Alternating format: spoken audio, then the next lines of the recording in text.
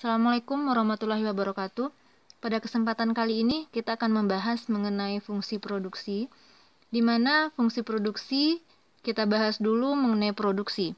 Produksi merupakan proses untuk mengubah input menjadi output yang berupa barang ataupun jasa. Dicontohkan di sini adalah produknya sepatu, di mana perusahaan sepatu menggunakan tenaga kerja, mesin-mesin, modal, dan bahan-bahan lain untuk menghasilkan produk sepatu. Nah, kemudian ketika kita bicara jasa, dicontohkan di sini adalah seperti konsultan pajak, di mana menggunakan tenaga kerja yang ahli di bidang perpajakan, komputer dan software perpajakan, ruang kantor dan alat telekomunikasi dalam menghasilkan jasa pelayanan perhitungan dari pajak klien. Baiklah, berikutnya kita akan membahas mengenai skema dari proses produksi. Di sini kita bisa melihat bahwa pertama sekali yang harus ada itu adalah dalam proses produksi adalah input. Baik itu X1, X2 dan seterusnya. Seperti di sini ada modal, ada bahan baku, ada tenaga kerja dan seterusnya. Nah, ketika input telah ada, kita masuk ke dalam aktivitas produksi dan terakhir kita akan bicara menghasilkan output baik itu barang ataupun jasa. Produksi merupakan konsep arus atau flow konsep di mana bahwa kegiatan produksi diukur dari jumlah barang-barang atau jasa yang dihasilkan dalam satu periode waktu tertentu, sedangkan kualitas barang atau jasa yang dihasilkan tidak berubah. Nah, di sini kita masuk ke dalam teori produksi. Definisi produksi adalah proses mengubah input menjadi output. Pertama kita bahas input. Nah, di sini input terbagi atas input tetap dan input variabel. Kemudian proses terbagi atas proses jangka pendek di mana fungsi produksinya kita bisa lihat di sini, di mana key sama dengan fungsi capital bar dan labor bar, atau di sini capital adalah modal, labor adalah tenaga kerja. Kemudian jangka panjang kita bicara fungsi produksi di mana Q sama dengan F, fungsinya merupakan capital, dan L sebagai labor atau tenaga kerja. Setelah masuk ke dalam proses, menghasilkan output, baik itu barang ataupun jasa. Kita masuk ke dalam model fungsi produksi satu input. Secara matematis, hubungan antara input dan output dalam suatu fungsi produksi dapat dinyatakan dalam model fungsi produksi sebagai berikut. Pertama atau persamaan pertama, Q sama dengan fungsi XI, di mana Q adalah output dan XI adalah input-input yang digunakan dari input pertama hingga ke I. Nah, yang kemudian kita membahas mengenai model fungsi produksi dua input. Sebagai penyederhanaan pembahasan, diasumsikan hanya ada dua jenis input yang digunakan perusahaan di dalam produksi, yaitu tenaga kerja, kita menggunakan L, dan modal, K, sehingga fungsi produksi secara lebih spesifik dapat dituliskan menjadi Q sama dengan fungsi L dan K. Nah, fungsi produksi ini menyatakan bahwa jumlah output Q ini dia tergantung pada jumlah L dan capital yang digunakan.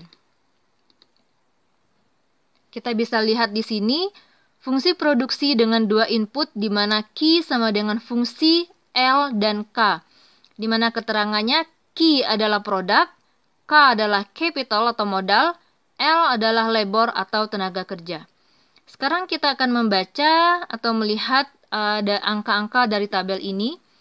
Di sini kita bisa lihat Q, dan ini adalah quantity atau produk yang dihasilkan dalam perusahaan ini, di mana menggunakan tenaga kerja 1 orang, 2 orang, 3 orang, 4 orang, 5 orang, dan 6 orang. Dan kemudian di atas atau capital ini adalah modal yang digunakan.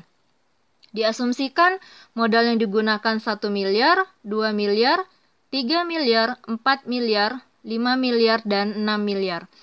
Nah, cara membacanya adalah kita lihat titik atau pada angka 3. bagaimana cara membacanya? Berarti di sini kita asumsikan perusahaan ini menghasilkan 3 unit mobil dengan menggunakan 1 orang tenaga kerja dan menghabiskan 1 miliar rupiah. Kemudian kita lihat lagi pada titik 30 atau key 30, maknanya adalah mobil yang diproduksi oleh perusahaan ini menggunakan 4 orang tenaga kerja dan menghabiskan 2 miliar rupiah. Berikutnya kita lihat pada titik 24. Nah, artinya adalah perusahaan menghasilkan atau memproduksi 24 mobil dengan menggunakan produksi atau input-input yaitu 2 orang tenaga kerja, kemudian 6 miliar rupiah. Oke, kemudian kita lihat, nah ini adalah hasil dari fungsi produksi dengan 2 input, di mana kita bisa melihat permukaan produksinya.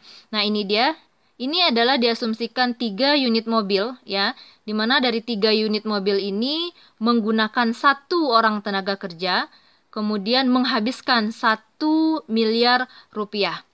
Kemudian kita lihat lagi 10, diasumsikan atau bagaimana cara membacanya, 10 unit mobil itu digunakan atau menghabiskan 1 orang tenaga kerja dan 3 miliar rupiah.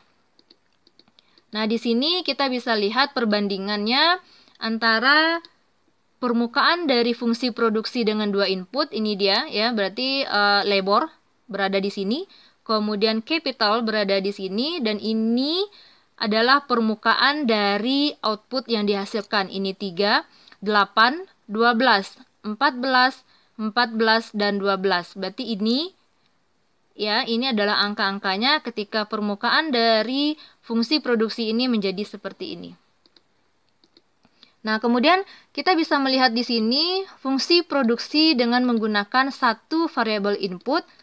Kita lihat pertama, kita akan bertemu dengan total produk. Nah, di sini total produk sama dengan quantity atau jumlah produk yang dihasilkan, di mana fungsinya di sini adalah L. Kemudian marginal product ya, atau MPL, marginal product of labor, di mana rumus yang kita gunakan adalah delta total product per delta labor. Kemudian average product of labor ya, atau APL, di sini dengan menggunakan rumus total product per L atau labor. Nah, kita lihat di sini fungsi produksi dengan 1 variabel input. Jika diketahui dalam sebuah perusahaan dengan fungsi produksi yang digunakan terdiri dari 1 variabel input yaitu labor, tenaga kerja, dengan jumlah tenaga kerja adalah 0, 1, 2, 3, 4, 5, dan 6 yang menghasilkan produk sebanyak 0, 3, 8, 12, 14, dan 12. Berarti ini adalah soal yang kita gunakan pada slide sebelumnya. Jadi ini adalah angka yang kita gunakan pada slide ini. Ya, berarti ini adalah labornya, tenaga kerjanya 1, 2, 3, sampai 6. Dan ini adalah produk yang dihasilkan 3, 8, 12, 14, dan 12. Oke, berarti di sini kita akan mencoba. Nah, pertanyaannya adalah analisislah marginal product of labor atau MPL, kemudian average product of labor atau APL, dan output of elasticity, berarti ini bisa kita skip, pada perusahaan tersebut.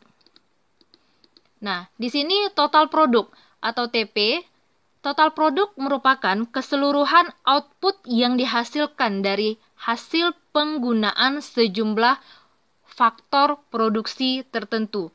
Seperti yang telah kita jelaskan di atas, bahwa total produk atau TP sama dengan Q sama dengan fungsi dari L.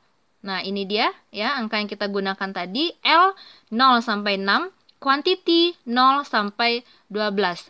Nah, sehingga dari tabel ini kita bisa membuat kurvanya ya, berarti garis yang kita gunakan ini adalah garis horizontal yang merupakan quantity of labor 0 sampai 6, dan ini adalah garis vertikal yang kita gunakan sebagai total output of product. Dan ini adalah kurva yang berhasil kita buat dari A sampai F, di mana ketika labor atau tenaga kerjanya 1 orang dan produk yang dihasilkan adalah 3, berarti berada pada titik A. Kemudian ketika labor atau quantity of labornya 2 orang, ya, berada pada titik B, dan ini menghasilkan 8 unit produk, ya, 8 ini berarti berada pada titik B, dan seterusnya. Kemudian kita bicara mengenai marginal product of labor atau MPL dan average product of labor atau APL. Kita lihat dulu pembahasannya. Marginal product of labor atau MPL merupakan tambahan produk yang diakibatkan oleh bertambahnya seorang tenaga kerja atau sebaliknya, di mana MPL sama dengan delta total produk per delta L. Nah, ini ya, berarti kita coba menyelesaikan.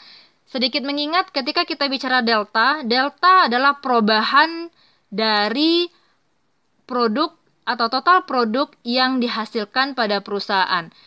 Berarti kita masukkan angka Q ke dalam total produk, di mana kita memiliki 0, 3, 8, 12, 14, 14, dan 12. Di mana delta total produk adalah perubahan. Ya, jadi cara mencarinya adalah tabel kedua dikurang tabel pertama. Kemudian berikutnya adalah tabel ketiga dikurang tabel kedua, dan seterusnya. Sehingga di sini cara mencarinya 3 dikurang 0 sama dengan 3, 8 dikurang 3 sama dengan 5, 12 dikurang 8 sama dengan 4, dan seterusnya. Begitu juga halnya dengan L atau labor, 0 sampai 6. Berarti di sini diasumsikan 1 dikurang 0 sama dengan 1, 2 dikurang 1 sama dengan 1, dan seterusnya. Nah, sehingga di sini saya membuat tabel baru di mana marginal product of labor kita meletakkan berada atau pada posisi di tengah-tengah antara labor atau L yang ada yang kita gunakan 0 sampai 6, berarti dia berada di sini. Nah, ini maknanya nanti ketika kita menggunakan atau membuat kurva dari MPL. Kemudian berikutnya adalah kita membahas mengenai average product of labor atau APL, yaitu produksi yang dihasilkan oleh 1 orang tenaga kerja atau input variable, di mana rumus yang kita gunakan adalah average product of labor atau APL sama dengan total produk per L atau labor. Di mana ya, ini adalah angka yang kita dapatkan tadi 0 sampai 6, Q atau total produk 0 sampai 12, average product of labor tinggal membagi 3 dibagi 1, 8 dibagi 2, 4, 12 dibagi 3, 4, dan seterusnya. Nah, penggabungan kurva dari MPL dan APL akan menjadi seperti ini.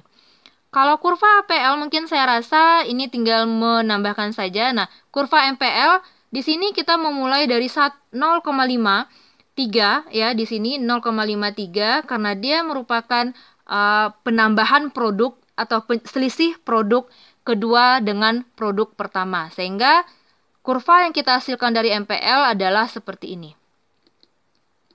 Oke, kemudian ini penggabungan dari fungsi produksi dengan satu variabel input yang dari total produk, average product of labor, dan marginal product of labor. Nah, bagaimana cara membacanya? Sekarang kita lihat tabel atau kurva berikutnya. Nah, ini adalah fungsi produksi dengan satu variabel input.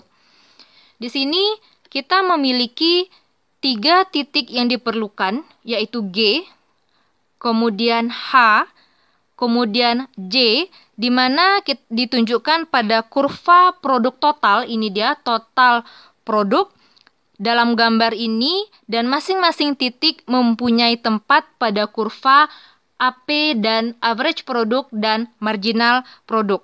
Nah, mari kita bahas. Pertama, titik G merupakan titik belok dari kurva produk total. Ini kita lihat. Ya, berarti dari total produk, G adalah merupakan titik belok dari kurva produk total. di mana slope kurva total produk tersebut meningkat terus, ini dia ya, peningkatannya tajam sekali sampai titik belok tersebut tercapai di sini. Nah, setelah itu marginal produk ini, tabel dari marginal produk mulai menurun, terjadi penurunan dari marginal produk. Nah, hal ini terlihat pada titik maksimum G, ini dia. Ya, berarti di sini kita melihat titik maksimum dari marginal produk. Setelah mencapai titik maksimum, mulai terjadi penurunan. Nah, kemudian kita lihat lagi pada tabel H, ya. Pada tabel H, di sini merupakan titik H pada kurva total produk, menunjukkan tingkat output pada saat average produk, ini dia, ya, sama dengan marginal produk, di mana di sini terjadi pertemuan titik antara average produk dan marginal produk ditandai dengan H aksen di sini. Garis tersebut bersinggungan di H aksen, di mana marginal product of labor sama dengan average product of labor. Nah, perhatikan juga bahwa slope dari garis yang berturut-turut digambarkan menuju kurva total produk, ini dia, ya, meningkat sampai titik H. Nah, setelah itu terjadi penurunan dari slope kurva tersebut. Nah, oleh karena itu, kurva average produk menaik ya sampai kurva tersebut mencapai H ini. Kemudian menurun. Nah, berarti di sini adalah titik maksimumnya. Dari sini naik, kemudian mulai terjadi penurunan. Nah, ciri-ciri tersebut juga ditunjukkan oleh baik itu pada H aksen ataupun slope pada total produk. Nah, kemudian kita bicara berikutnya adalah titik J. Pada titik J, di sini menunjukkan di mana slope dari kurva total produk sama dengan 0, di mana ini slope adalah tingkat kemiringan ya, di mana tingkat kemiringannya adalah 0. Ini ya, yang garis titik-titik ini adalah slope ya, atau tingkat kemiringan. Nah, di sini tingkat kemiringannya atau slope-nya adalah 0 dan kurva tersebut mencapai titik maksimum. Berarti total produk telah mencapai maksimum pada titik J. Nah, setelah melampaui titik J, ini dia, kita lihat J aksen, marginal product of labor menjadi negatif. Nah, kita lihat dari J aksen, marginal product of labor menjadi negatif. Artinya, jika ada kenaikan penggunaan input X atau labor, justru akan menyebabkan penurunan dari total produk.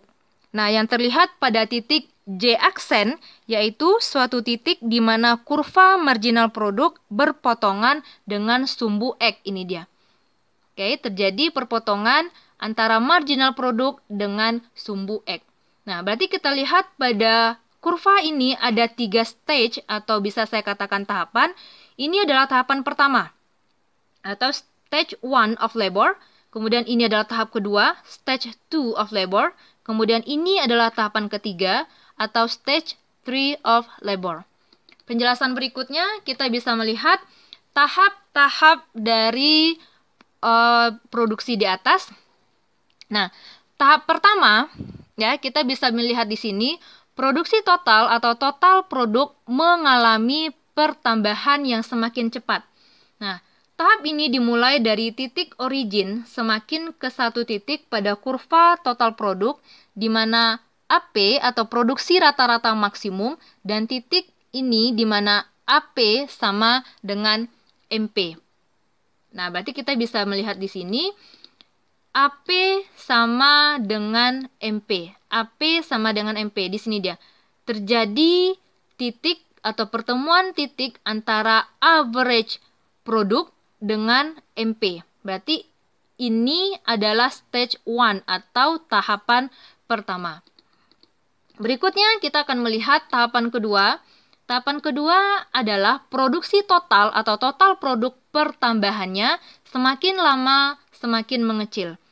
Tahapan kedua ini dimulai dari titik average produk maksimum sampai titik di mana marginal produk sama dengan 0 atau total produk maksimum. Ketika kita kembali ke kurva atau tabel yang tadi ini, ya, berarti ini adalah stage 2 di mana kita bisa melihat bahwa total produk mengalami peningkatan maksimum di sini. Ini adalah stage 2-nya dan di mana marginal produk sudah mencapai atau MP sama dengan 0. Tahapan ketiga, kita bisa melihat bahwa tahapan ketiga produksi total atau total produk semakin lama semakin menurun dan tahapan 3 ini meliputi daerah di mana marginal produk negatif. Nah, terakhir apa fungsinya kita membuat kurva atau grafik atau tabel tersebut? Di sini fungsinya adalah kita ingin melihat bahwa di tahapan manakah produksi pada perusahaan tersebut yang paling efisien. Itu adalah fungsi dari keseluruhan proses produksi yang telah kita bahas di atas. Apakah di tahap 1, tahap 2, ataupun di tahap 3. Kita lihat, tahap 1 di sini adalah merupakan efisiensi produksi belum maksimal. Nah, pertanyaannya kenapa? Pada tahap 1 menunjukkan bahwa pada saat penggunaan input tenaga kerja atau labor masih sedikit, nah bila dinaikkan penggunaannya, maka produksi rata-rata atau average product naik dengan ditambahkan input variabel.